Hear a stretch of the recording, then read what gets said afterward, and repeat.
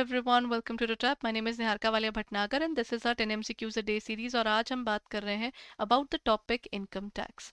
Income tax की जब हम बात करते हैं ये एक इम्पॉर्टेंट टॉपिक है, पेपर में आता है और इसके अमेंडमेंट्स आपकी जो 6 मंथ से पहले की हैं उन सबको आप इसमें इंक्लूड कर सकते हैं. ठीक है, लेकिन जो लास्ट 6 मंथ्स में आए हैं वो आप छोड़ सकते हैं बिकॉज ये बिल्कुल 6 मंथ से पहले वाली को ही इंक्लूड करते हैं. साथ ही साथ अगर आप इसको डिटेल में पढ़ना चाहते हो तो हमारी संकल्प सीरीज की वीडियो इसमें नीचे मैंने टैग कर दिया ताकि आप उसको वहां से पढ़ सकें. Now, let's talk about the topic further. But before I proceed, our Diwali sale is going on, everyone. It is extended to 24th of October. So if you are interested, तो जल्दी से हमारे courses देख लीजिएगा and you can use the code Diwali81 and you can get 81% off on our JIB courses. तो जल्दी से जाकर उसको review कर लीजिए and go ahead and purchase it right away. जाना कहाँ है? edutab.in पे. Okay everybody, under the income tax act 1961 the previous year for an SSC का मतलब क्या होता है? देखिए, प्रीवियस ईयर वो ईयर होता है जिसमें आप पैसे अर्न करते हैं. इसके नेक्स्ट ईयर में आप इसकी रिटर्न फाइल करते हैं. याद रखिए यहाँ पर ईयर कौन से होते हैं, वो आपका 1 अप्रैल से शुरू होकर 31 मार्च को जो खत्म होता है वो फाइनेंशियल ईयर को ही हम यहाँ पर डिफाइन करते हैं.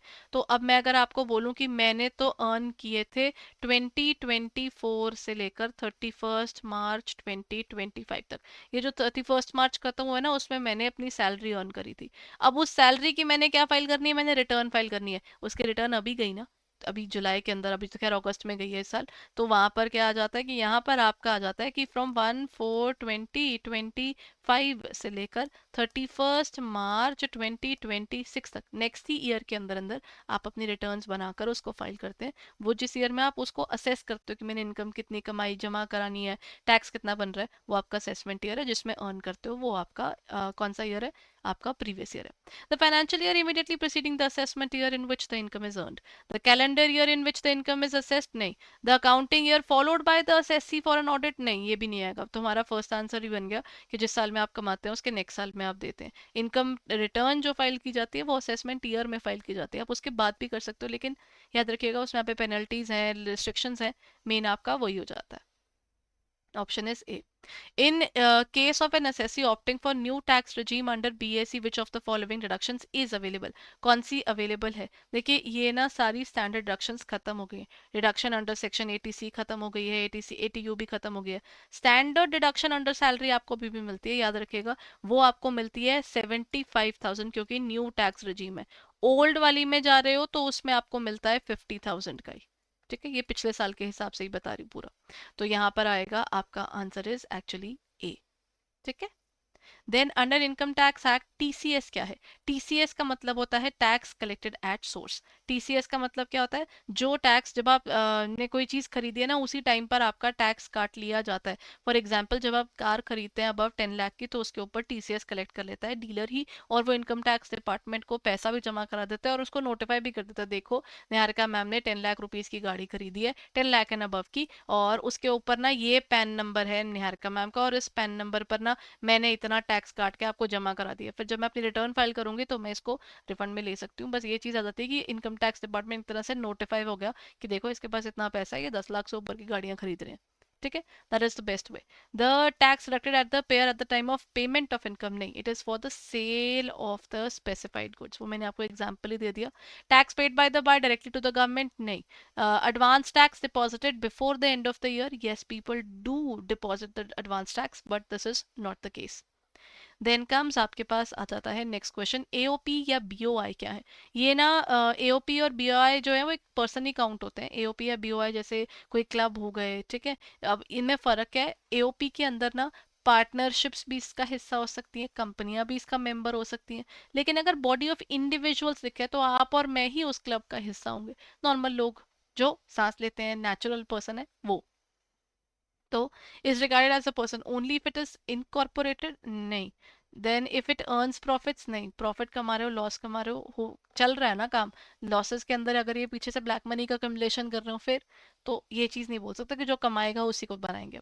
वेदर इट इज फॉर्म्ड और not for deriving income profits और गेन्स, ना दिस इज द पॉइंट. आपने हमें दिख गया ना कि आपने उसको रजिस्टर कराया नहीं कराया, उससे कोई मतलब नहीं बनता, लेकिन हाँ आप काम कर रहे हो तो इस पे लगेगा, तो वो पर्सन काउंट होगा. ठीक है, only if the formed by the individuals, नहीं, it is not the point. Answer is C. 80 TTA under section 80C। अच्छा, अगर हम लोग बात करते हैं ना, वैसे चैप्टर 6A के अंडर आता है ये। सो सेक्शन 80 TTA, ये अगर हम बात करते हैं तो बताइए सेक्शन 80 TTA की किस चीज़ की रिबेट्स होती हैं? ये पेपर में आया हुआ क्वेश्चन है। It is basically interest on deposits, interest on recurring deposits, interest on saving deposits for non senior citizen, और interest on FDs. The answer is actually interest on saving. ये saving पर लगता है आपको और मुझे, इंडिविजुअल को मिलता है ये। ठीक है, जो भी किसके किसके अबव है, हम लोग ना बिलो 60 है। ठीक है, I am, okay, I am writing it for you. Below 60 individual किस पर मिलता है? सिर्फ हमारे इंटरेस्ट ऑन सेविंग पर मिलता है। और कितना मिलता है? ₹10,000, उसके ऊपर नहीं मिलता है। तो the answer is actually see. 80 TTA अपना है, 80 TTB बुजुर्गों का है, बी फॉर बुजुर्ग, तो एवरीबडी हु इज अबव 60 उनको मिलता है। और याद रखिएगा वो 50,000 का है। उनको 50,000 तक एफडी, आरडी और इवन इनकी सेविंग अकाउंट किसी पे भी कमा रहे हो, अलाउड है। Which one of the following regarding the PAN are correct? PAN यानी permanent account number. It is an alpha numeric number, आपका वो 12 डिजिट है। ठीक है, जैसे यहाँ पर हम लोग इसको डिफाइन करते हैं ना 12 डिजिट के अंदर, हम लोग ना बेसिकली इसको 12 डिजिट तो I won't say, this is a 10 digit number, क्योंकि A B C D E, फिर यहाँ पर आ जाएगा 1 2 3 4 F, ये कुछ ऐसा दिखता है। 1 2 3 4 5 एंड 6, और ये 4 न्यूमेरिक, तभी इसको अल्फा न्यूमेरिक कहा जाता है। ठीक है, और अपने ना, अगर आपके पास टाइम होगा तो पैन कार्ड ज़रूर चेक कीजिएगा।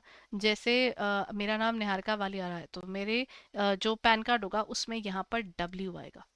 ठीक है, तो इससे आपका फर्क पड़ता है, आपकी ये जो सरनेम होता है ना, वो यहाँ पर आता है, इंडिविजुअल से केस में आपको यहाँ पर देखने को मिलेगा। Then it is issued by the income tax department. Yes, it remains affected by the change of name. Roll number है वो एक तरह का, आपका कोई फर्क नहीं पड़ रहा, आपका एड्रेस बदल रहा है, आपका नाम बदल रहा है, वो आपका नंबर वही रहेगा। ये रोल नंबर से ही आपको कौन जानता है? इनकम टैक्स डिपार्टमेंट जानता है। तो the pan number is basically very very important, and yes it doesn't get affected. But जब कोई particular person when he passes away, तो ये आपको फिर इसकी भी, आपकी जो लास्ट रिटर्न जाती है उसमें आपको देना पड़ता है सब। It is compulsory to link PAN to Aadhaar number, या अब तो ये कंपल्सरी हो गया, पहले नहीं था। 2022 के बाद से धीरे धीरे इस पे उन्होंने पेनल्टीज भी ऐड कर दी कि अगर आप नहीं कराओगे तो वो गलत हो जाएगा। So it is compulsory now, the answer is B. क्योंकि एक आपका फर्स्ट तो मैंने बता दिया गलत है, सेकंड और थर्ड सही है। Then comes under Section Income Tax Act 1961, Dash provides the income exempted from being included in total income, while Dash provides for deductions from total income for the purpose of taxation. अगर हम बात करते हैं deductions की, हाँ, income जो exempted है ना, देखिए मेरी बात सुनिए, जो एग्जेम्प्टेड इनकम है वो सेक्शन 10 के अंडर गिवन है सारी। और जो आपकी डिडक्शंस है, मतलब आप बोलोगे कि हाय मैंने इनकम कमाई है, उसके ऊपर इनकम टैक्स एक्ट कहता है कोई बात नहीं कमाई है, इसके ऊपर टैक्स नहीं लगाऊंगा, वो डिडक्शंस है। तो वो सेक्शन 80C to 80U के अंडर कवर है। तो ये आ जाता है इसके आंसर। ये थोड़े से सेक्शंस आपको याद रखने चाहिए, बिकॉज कई बार पता नहीं चलता, वो पेपर में कहीं से भी डालते हैं। तो ये एक इंपॉर्टेंट एरिया है। The answer is C. याद कैसे रखना है? सेक्शन जो आपका 10 है वो आपका एग्जेम्पशंस का है। ठीक है, और जो आपका सेक्शन 80C to 80U, जिसे हम चैप्टर 6A भी कहते हैं, ये आपके डिडक्शंस का है।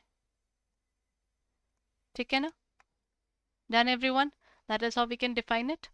Then which statement accurately describes the condition under the which interest on education loan is deductible under section 80E of Income Tax Act? 80E याद अगर कभी पेपर में आ जाए ना, जैसे 80TT आया है, ऐसे 80TTB भी आया है, तो 80E भी पेपर में पूछा गया है। 80EE यानी एजुकेशन।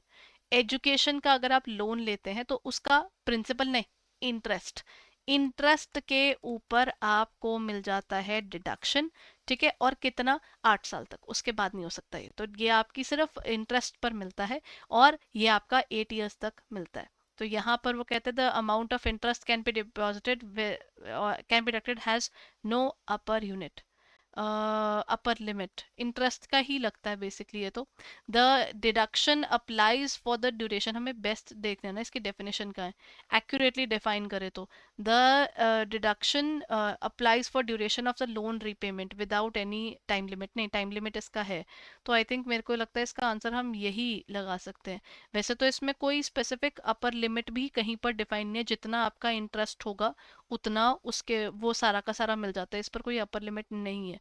तो आई कैन से कि यहाँ पर ये दोनों ही सही हो जाते हैं। So we can actually change it. मैं एक काम करती हूँ, लेट्स मेक इट लाइक आप लोगों के लिए कहीं पर पेपर में कोई प्रॉब्लम ही ना आए। I am changing the specific question and has, ठीक है। अब ये आपके लिए क्वेश्चन बिल्कुल सॉर्ट हो रहेगा, इससे आपको कहीं पे कोई प्रॉब्लम ही नहीं आएगी। तो then the amount of interest that can be deducted has an upper limit, in actual there is no specific upper limit defined, जितना आपका बनता है उस पर मिल जाता है। और deduction can be claimed for a period of not exceeding 8 years, ये तो उसका डिफाइंड ही है कि ये 8 ईयर्स से ऊपर नहीं जा सकता। ठीक है, चलिए फिर आगे चले।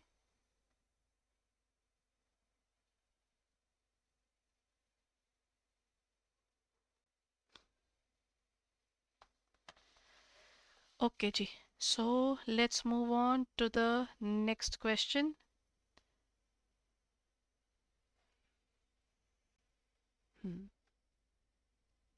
Considering Rahul's financial transaction involving a sale of agricultural land he had for many years and his decision to liquidate investments in mutual funds and shares, under which category he should pay report okay, under which category of income should he report and पे taxes, वो किस चीज़ में involve है, agricultural land में है।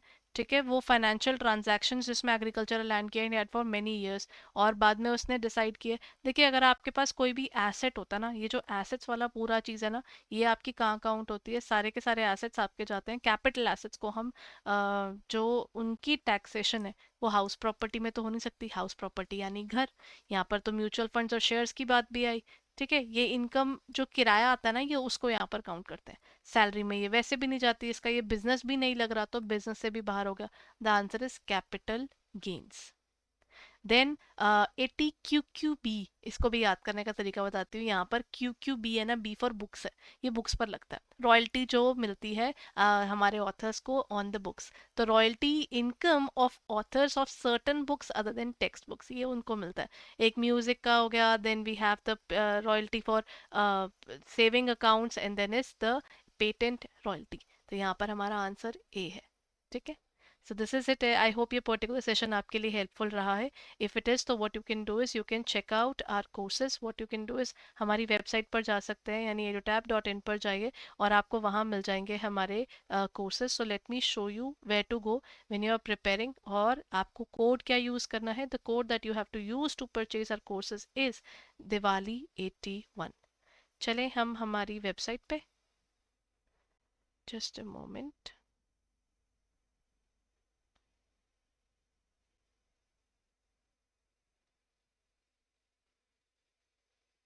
ये देखिए, ये है हमारी वेबसाइट edotap.in। आप जैसे ही edotap.in पे जाएंगे आप हमारे कोर्सेज परचेज कर सकते हैं। And what you need to do is, जैसे ही आप इस पर जाते हैं यहाँ पर आपको देखना है हमारे कोर्सेज को, तो आप ये देख सकते हो bankers capsule course is complete recorded. Individual subjects लेने हैं या फिर आपको सारे इकट्ठे लेने हैं, आप वो भी कर सकते हो। और साथ ही साथ आपके पास में ना इन सब में टेस्ट सीरीज भी मिल रही है। एक हमारा सुपर क्रैश कोर्स के लाइव क्लासेस हैं, जिसमें आपके पास previous year questions, mock test, सब कुछ मिल रहा है, फुल लेंथ मॉक टेस्ट, ये सारी चीज़ें आपके पास अवेलेबल है।